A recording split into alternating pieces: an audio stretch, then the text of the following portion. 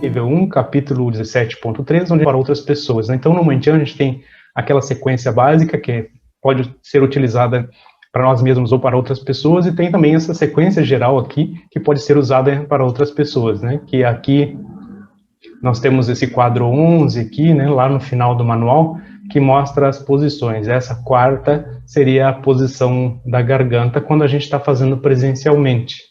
E ela fala que ela, quando chegou ou enquanto estava aplicando, sentia aquela sensação na garganta. Então a gente vai analisar nesse capítulo 17.3, a gente vai analisar aqui algumas sensações e o que isso significa, né? Aqui a gente vai andando aqui e a gente tem algumas descrições, né? Então aqui, por exemplo, a posição da garganta. Isso aqui serve tanto para quem está no nível 1, quem está no nível 2, 3, 4, tanto faz, tá? Isso aqui serve para todos. E essa descrição da posição 4, né, que é essa que aparece aqui, né, quando a gente está aplicando ali, isso aqui é muito interessante da gente analisar. Então aqui diz assim, ó, tem o jeito de aplicar, né, como que faz para quem está aplicando presencialmente, e diz aqui uma pequena explicaçãozinha sobre a que se refere quando a gente está aplicando na garganta de uma outra pessoa. Claro que isso aqui, a primeira coisa que a gente tem que entender, assim, vou até parar aqui para falar aqui direto assim, a gente não está falando de sintomas, tá? Não é sintomas, tá? Não é sintomas, a gente está falando de sensações. Sensações é uma coisa, sintoma é outra. Ela teve uma sensação de uma pressão. As pessoas, a maioria do pessoal, quando reclamou ali, eu também sinto uma coisa ali na minha garganta quando eu estou fazendo a aplicação. E isso é muito importante porque a gente vai primeiro ler ali, e aí a gente vai voltar aqui a comentar, e vocês mesmos vão chegar às conclusões óbvias sobre isso. Então, primeiro, a gente não precisa se assustar, né? Em primeiro lugar. Então, vamos ver aqui. Aqui diz assim, que essa posição da garganta, né, ou as sensações da garganta, reflete a expressão, o modo de ser do mundo, no mundo. Tem relação com o sacro básico, né? Quando a gente fala lá do sacro básico, né, denotando a espiritualidade alcançada. Tá. Quando fala que tem a relação sacro-básico, significa muito um equilíbrio naquela questão básica que existe, básica no sentido mesmo de sobrevivência, de meu lugar no mundo, né? Como eu lido com as questões mais básicas do mundo, né? De como eu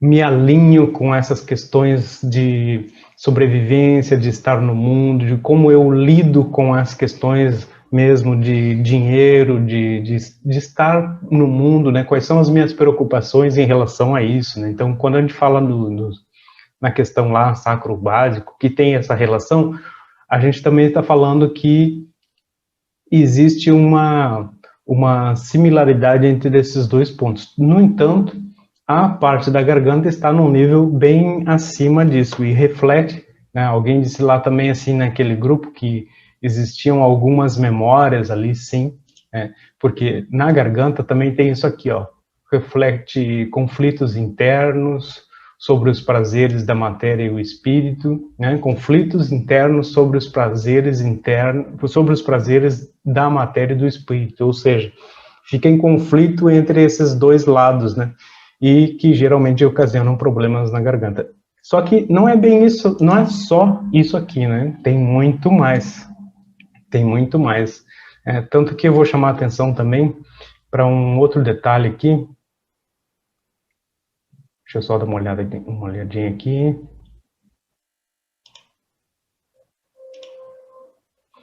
Que quando a gente faz lá a harmonização dos centros energéticos para outra pessoa, quem já passou pelo nível 1 sabe onde é que isso aqui está, também está no nível 1, né? A gente tem várias sensações, né? Então, por exemplo, assim, deficiência, excesso de energia, né?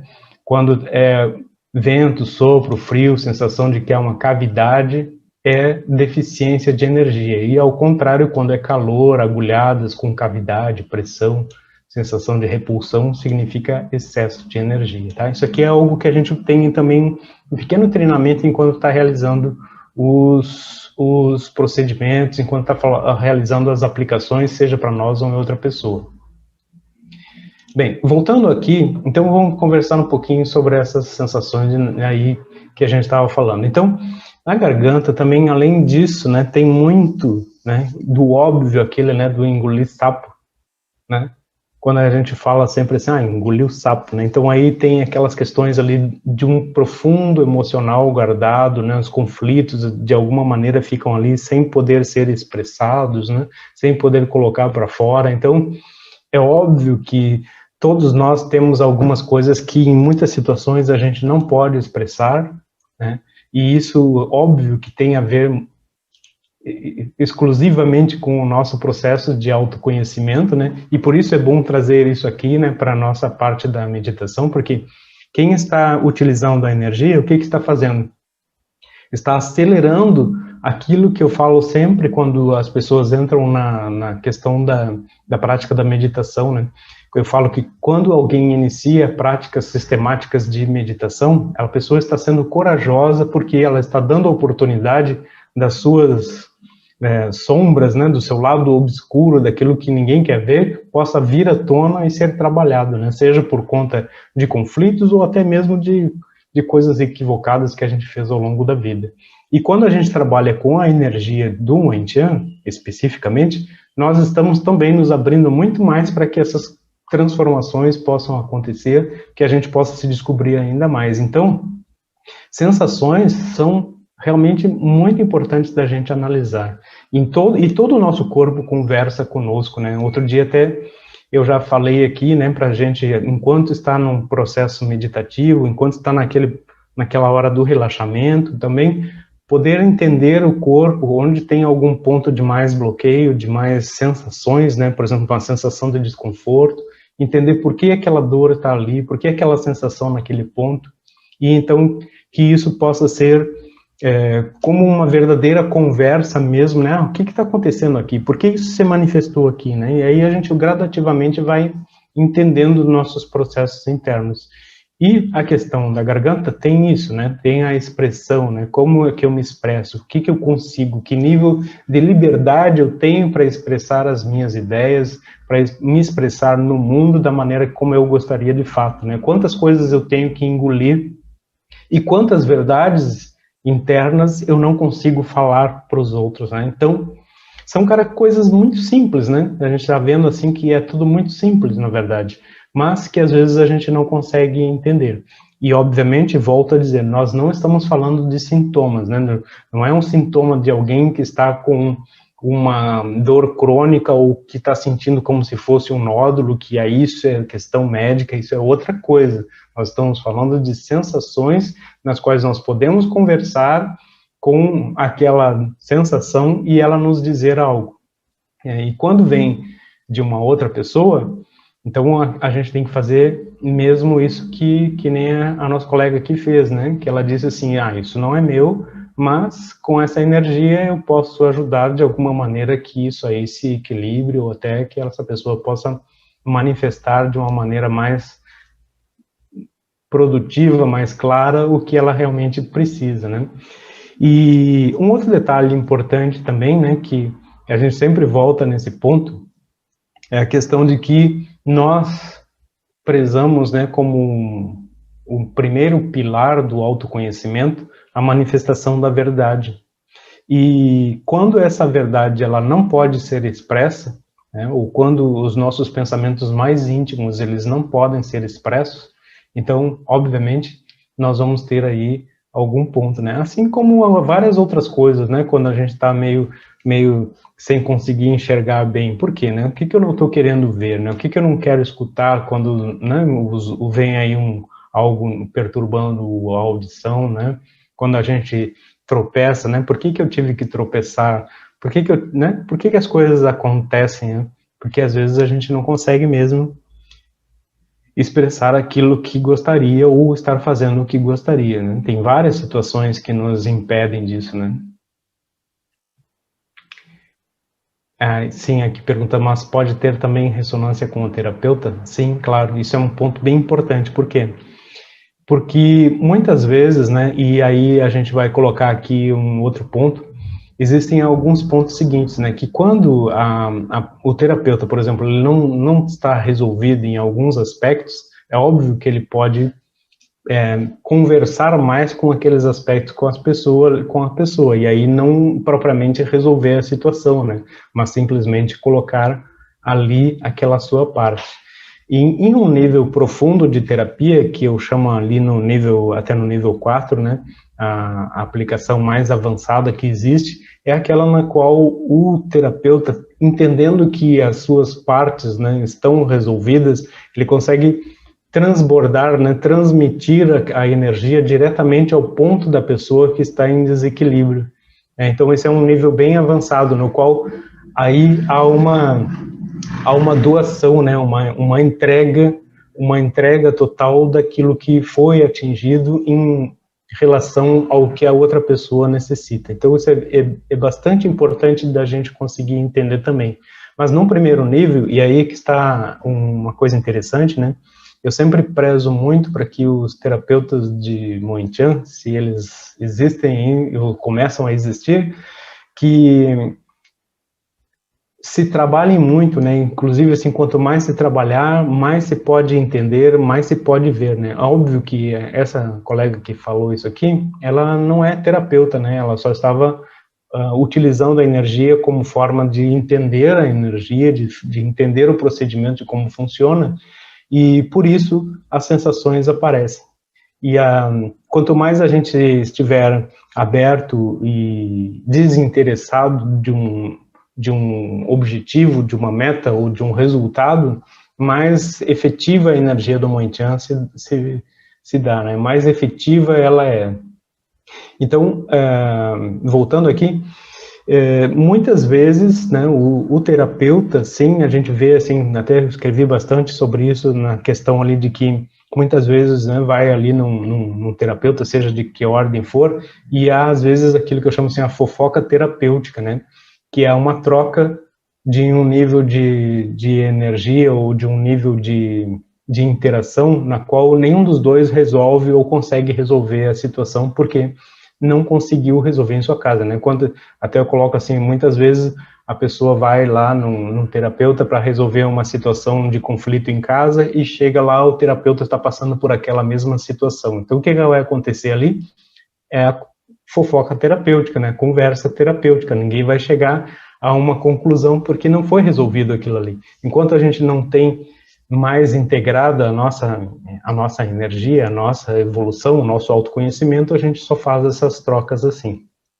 Agora, aqui, voltando a quem utiliza na questão só de autoconhecimento, é importante entender que sim, nós estamos num processo de autodescoberta, né? Essa autodescoberta, o que ela é?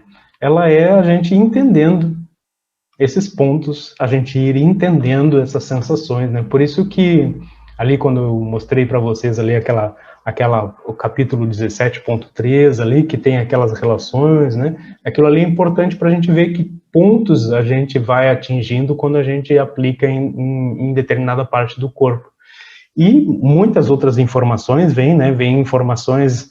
Então, assim, é muito comum, por exemplo, né, se alguém é terapeuta, tá aplicando na região da garganta, a pessoa também chorar, né? Chora porque por conta das emoções presas ali, né? Por conta de não ter conseguido resolver de uma maneira clara algo que precisava com uma outra pessoa, com uma situação. Então, óbvio que aqui eu estou resumindo bastante isso pelo nosso propósito, mas é importante a gente entender que todas as questões são importantes da gente analisar. E quando a gente está fazendo esses testes, né, assim, com a energia, especialmente quem não é terapeuta, precisa, sim, entender que, por mais que esteja brincando num determinado momento, assim, né, brincando com a questão de entender a energia, né, enviar a distância para entender, sempre vai acontecer uma transformação e, de alguma maneira, sim, há um elo, né, especialmente se for um parente, né. Ali ela também dizia que estava fazendo por 21 dias para uma outra pessoa. 21 dias é uma responsabilidade bem grande, né? Tem um elo ali que vai acontecendo nesses 21 dias bem forte e que de alguma maneira também precisa entender que a pessoa que está fazendo isso também está utilizando muito a energia, né? Então, por mais que a gente ache que a gente pode às vezes se comprometer com algo, a gente tem que entender que na prática com o Moen-Chan, sempre que a gente está utilizando a energia para uma outra pessoa, ou enviando à distância, ou aplicando presencialmente, nós estamos também mexendo com a nossa energia, e isso é muito, muito positivo, né? Muito positivo, seja num familiar ou profissionalmente, né? É muito positivo, né? E já que nós estamos falando disso aqui, eu gostaria muito de pedir sempre que utilizarem o Moen-Chan, falem que é Moen-Chan para as pessoas também conhecerem, né? Porque é muito comum, assim, alguns ainda dizem, vou fazer uma oração para ti. Que oração? É Moen-Chan, por favor, digam Moen-Chan, né? Para que as pessoas comecem a entender, né? A energia do Moen-Chan. Não precisa explicar muito, né? E alguns que são terapeutas também digam que é Moen-Chan, não que é outra coisa, né? Isso é bastante importante para nós podermos crescer aqui também. Nesse momento é importante. Então, era mais ou menos isso que eu queria falar hoje a respeito dessas sensações, né? E obviamente que eu não esgoto esse assunto, como eu não esgoto nenhum, porque casos são muito particulares, né?